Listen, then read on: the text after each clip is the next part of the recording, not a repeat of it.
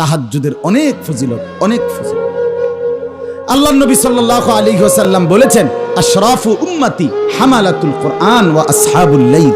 আমার উম্মতের সর্বশ্রেষ্ঠ সম্মানী মানুষ তারা যারা হামালাতুল কোরআন, যারা কোরআন হৃদয়ের মধ্যে ধারণ করে এবং যারা রাত্রি জেগে নামাজ পড়ে। নবীজি বলছেন, আলাইকুম বিকিয়ামিল লাইল, তোমরা তাহাজ্জুদ নামাজ পড়ো। কি হবে তাতে? চারটা লাভ হবে। নবীজি বলছে, ফাইন্নাহু দাবুস সালিহিনা ক্বাবলাকুম, তোমাদের পূর্বে যত নেক আল্লাহর বান্দা ছিল তাদের চিরাচরিত অভ্যাস তাহাজ্জুদ, তুমিও সেই আউলিয়াদের কাতারে শামিল হবে। 2, অহুয়া কুরবাতুন লাকুম ইলা রাব্বিকুম, তাহাজ্জুদ তোমাকে আল্লাহ তাআলার একদম ঘনিষ্ঠ বানায় দিবে। 3 নাম্বার, ও মুকাফফারাতুন লিসসাইয়্যাত, তোমার গুনাহগুলো মিটাইয়া দিবে। 4 নাম্বার, ও মানহাতুন আনিল ইসমে, তোমাকে গুনাহ এবং নাফরমানি থেকে বিরত রাখবে। আচ্ছা, আর কি লাগে? আর কি লাগে? তাইলে এই জন্য তাহাজ্জুদের আমল যারা আলহামদুলিল্লাহ এখানে বসছেন নামাজি, বাবা জরুরি বিষয় হলো 5 ওয়াক্ত নামাজের পরে তাহাজ্জুদ। সাইয়েন আবার কিন্তু হুদা ওভার টাইম করেন না, অফিস টাইমও করেন, বোঝেন না কথাটা? 4টার পরে ওভার টাইম করে সে, আগে 8টা থেকে 4টা অফিস টাইম করে যে নাকি? হ্যাঁ, ওই সবরাতের নামাজের মতো এটা বানাইয়েন না। আমার দেশে তো 3-4 দিন আগের থেকে কয়, হুজুর নামাজটা কোন দিন? ঢাকাইতে কয় নামাজ কোন দিন বলে। তুই বেটা ঢাকাইতে না বেটা, তুই বেটা কি নামাজ কোন দিন বেটা? ওই শবে বরাতের নামাজ কোন দিন? হেতিরে কইতাম শবে বরাতের নামাজ কোন দিন, নামাজ কোন দিন, আর তাই নামাজ পড়বো। আর আমরা সিরিয়াস ভাই, এটা নতুন নামাজই আইসে আবার। আরে বাপরি, আমরা নামাজ পড়বো, সুবহানাল্লাহ, খামখেয়ালি কথা। আমরা নামাজ শবে বরাতের নামাজ পড়বো, এক রাইতে খোদারে নামাইলেন। এটা তো নফল আমল, তো নফল তো সে করে, ওভার টাইম অতিরিক্ত তো সে করে, ফরজ জিম্মাদারি যে কি করে। এই জন্য 5 ওয়াক্ত নামাজ পড়া, সাথে তাহাজ্জুদ নামাজ অভ্যস্ত হওয়া ইনশাআল্লাহ। হিম্মত করলে বাপ, আমি আবারও অনুরোধ করছি, বলছি শুরুতে, এই জন্য চেহারার দিকে তাকাইয়া শুনেন, দিলের মধ্যে নিয়ত করেন। আরে কয় কিরে হুজুর, সবাই পারলে আমি পারতাম না কেন? পারবো না কেন? আমি ভালো হব না কেন? আমি জীবনটা নষ্ট করব কেন? কেন বরবাদ করে দিব? কেন নষ্ট করে দেব? আরে ভাইয়া, কি লাভ? পরের নারী দেখে লাভ কি?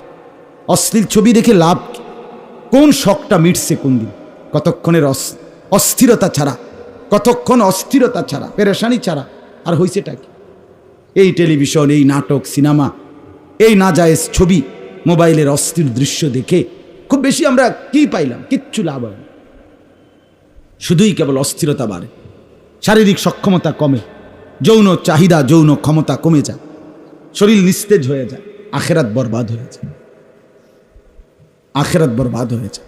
গুনাহ চেহারা কালো করে দেয়, অন্তর অন্ধকার করে দেয়, শরীর দুর্বল করে দেয়, রিজিক কমিয়ে দেয়, মানুষের অন্তরে ঘৃণা তৈরি করে। এই 5টা ক্ষতি। এজন্য দয়া করে গুনাহ ছেড়ে দেই, রাত্রিবেলা জাগার অভ্যাস করি, আল্লাহ তৌফিক দান করে। 2 নাম্বার হলো ওয়ারাত্তিলিল কোরআনা তারতিলা। আল্লাহ তাআলা বলছেন, বন্ধু সাথে বিশুদ্ধ মনোযোগের সাথে স্পষ্টভাবে শুদ্ধ করে কোরআনুল কারীম তেলাওয়াত করেন। এই দ্বিতীয় আমল হলো বিশুদ্ধ কোরআন তেলাওয়াত। দ্বিতীয় আমল কি বলেন? 3 নাম্বার, ওয়াদকুর ইসমা রাব্বিক। 3 নাম্বার আমল হলো সর্বদা আল্লাহ তাআলার জিকির করো। এই আমল হলো 3টা। প্রথম 3টা, রাত্রি জেগে তাহাজ্জুদ, বলেন তো। 2, বিশুদ্ধ কোরআন তেলাওয়াত। 3, সর্বদা আল্লাহ তাআলার জিকির। কয়টা হইল? আবার কোন?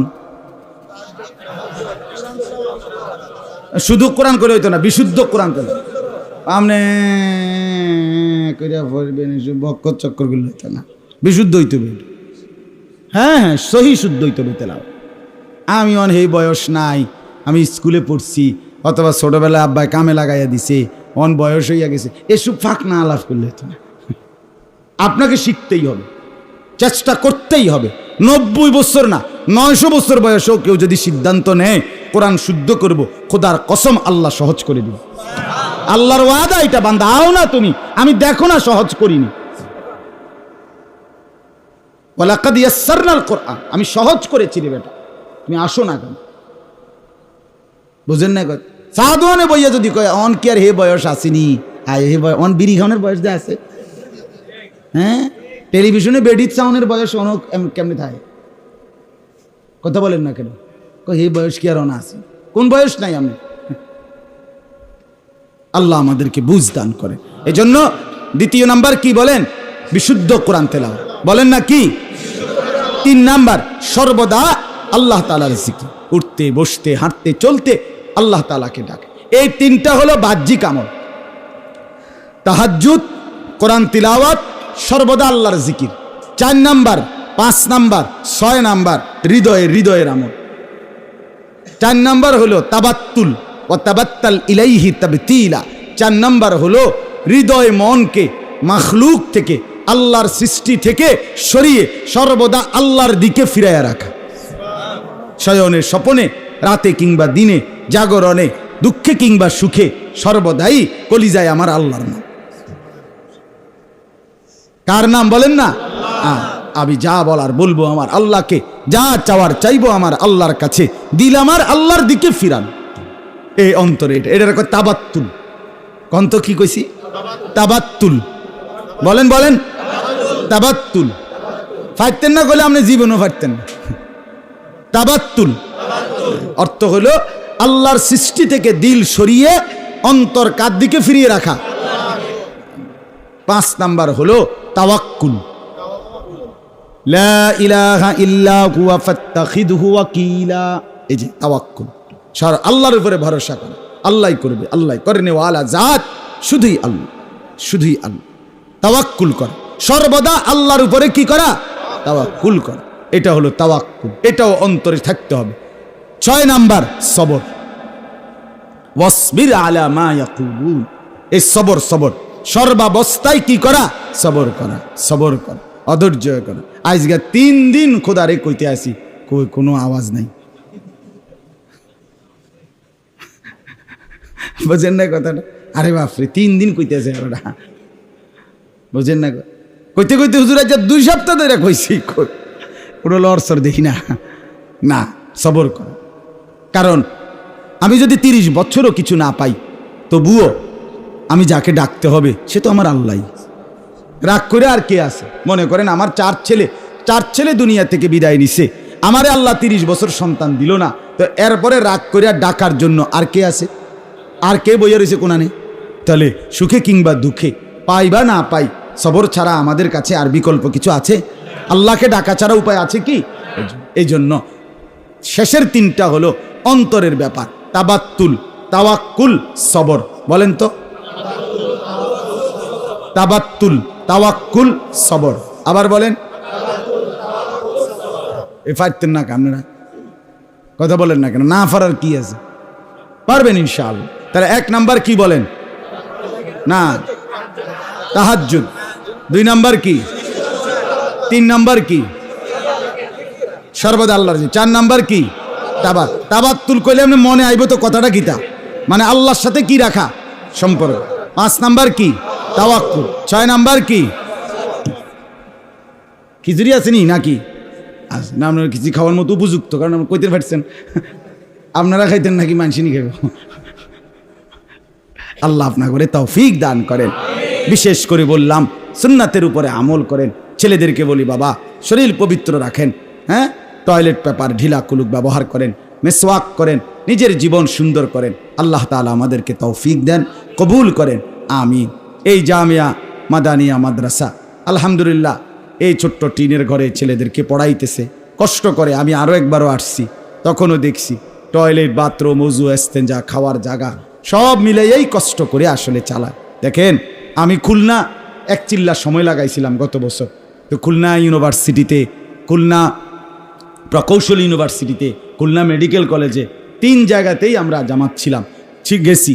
তো 3টা ইউনিভার্সিটিতে প্রত্যেকটার মধ্যে জায়গার পরিমাণ হলো 117 একর করে। 117 একর খুলনা ইউনিভার্সিটির জায়গা ওনারা বললেন। 117 একর, 1 একর হলো 100 শতক। আর এখানে কত? 400 শতক নাকি? শুধু 400, সেটাই বলছি। মাওলানা বললেন মাত্র 400। তাহলে এইরকম কৌমি মাদ্রাসাগুলো জায়গায় জায়গায় অল্প কদ্দুর জায়গা নিয়ে কষ্ট করে আপনাদের মুসলমানদের আখেরাতের পুঁজি সংগ্রহের জন্য ঈমান আমলের খেদমত করতেছে। বাস্তবতা এটা। আমরা যদি এমন একটা বড় সড়ো সারা বাংলাদেশের সবগুলো কৌমি মাদ্রাসার জায়গা একত্র করলেও এরকম একটা দুইটা ইউনিভার্সিটির জায়গার কাছাকাছি হবে না। কথার কথা ধরে নিলাম আর কি। আর সারা বাংলাদেশে ইউনিভার্সিটি তো খুলনায় এই 3টে, জ্ঞান আর বাংলাদেশে আর তো নাই। তাইলে বলে তাইলে কত বড় বড় জায়গা। তাইলে বুঝাইলাম এই ছোট্ট জায়গার মধ্যে কষ্ট করে দিন শিখাইতেছে।